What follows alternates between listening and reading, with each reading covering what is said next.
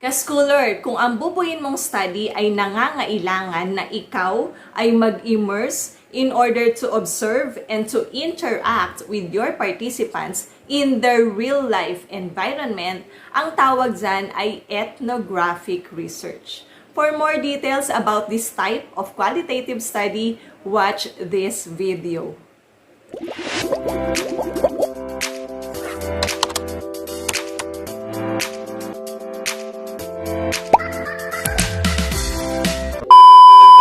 Hi ka-schoolers! Hello ka-researchers! Welcome back to ADAPH, ang YouTube channel na iga-guide ka sa pagbuo at sa pagsulat mo ng iyong research paper.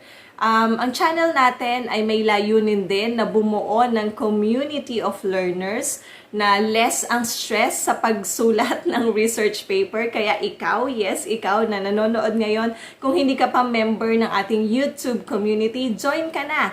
All you have to do is to click subscribe and that's good to go. You already have access to all our videos, to all our posts, and you can even comment and ask questions. Kaya ano pang hinihintay mo? Tara na, join ka na sa aming community.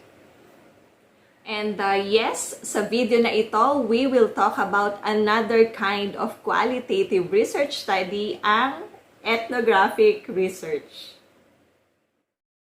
Ethnographic is a kind of qualitative research which focuses on the study of a group of people in a particular place or environment.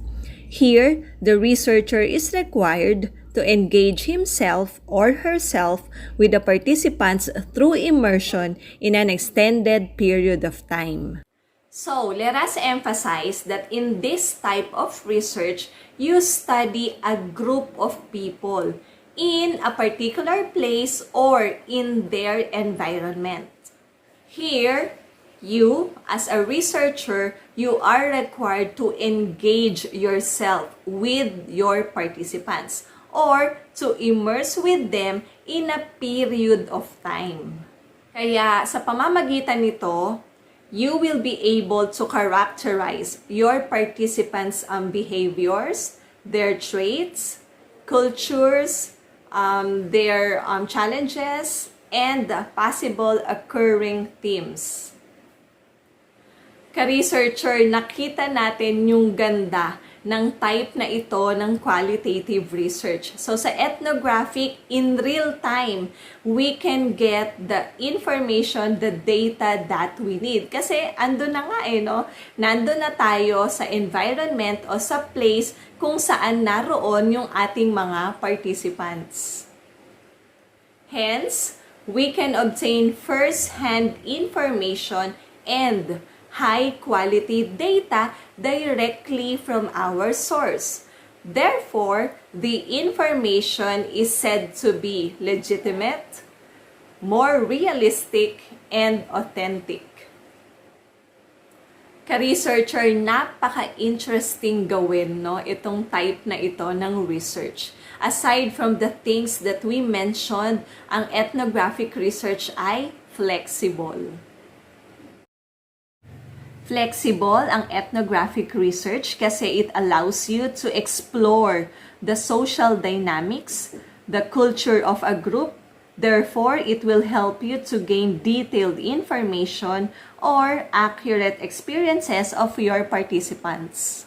And kung itatanong nyo kung anong data collection method ang ginagamit sa ethnographic type of research, well, of course, observation is the primary, while secondary data gathering techniques may include interview and the use of survey. Ayan ka-schoolers, ang ethnographic research. As I said, kayang-kaya nating gawin itong type na ito. And of course, dahil very interesting and very exciting siyang gawin, I know, I believe, magiging mas madali at less stressful ito. Ganun naman kasi tayo, pag merong isang bagay tayong gagawin para hindi tayo mahirapan, kailangan interesado tayo, gusto natin itong gawin. At motivated tayong tapusin ito.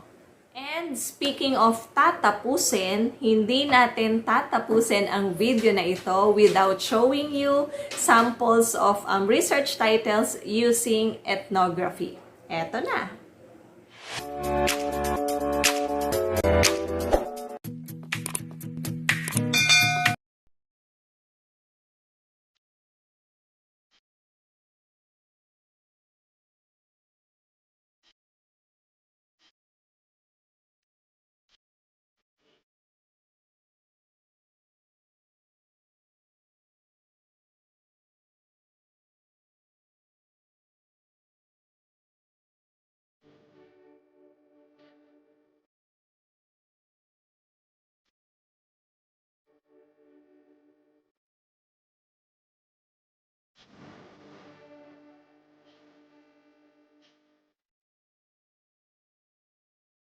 By the way, ka-schoolers, ka-researchers, if i-conduct mo ang ethnographic research, may mga dapat pa tayong i-consider, ha? Just like, for example, kung open or close ba yung setting, kung overt o covert yung ethnography na gagamitin mo, at kung active or passive observation ba yung i-utilize mo. So don't you worry, gagawa tayo ng part 2 ng video na ito at i-discuss natin yung mga yan. Okay? So ayan, there you have it. Maraming salamat po sa Diyos, ka-schoolers, ka-researchers. Nakatapos na naman tayo ng isa pang video. Thank you for being with me until this part of our video. Maraming salamat po sa inyong suporta. Please keep on watching our videos. Please share them to your classmates, to your fellow researchers. In one way or the other, makatulong tayo na mag-guide sila sa pagsulat at pagbuo ng kanilang research paper. Okay? Bye, ka-schoolers! See you in our next video.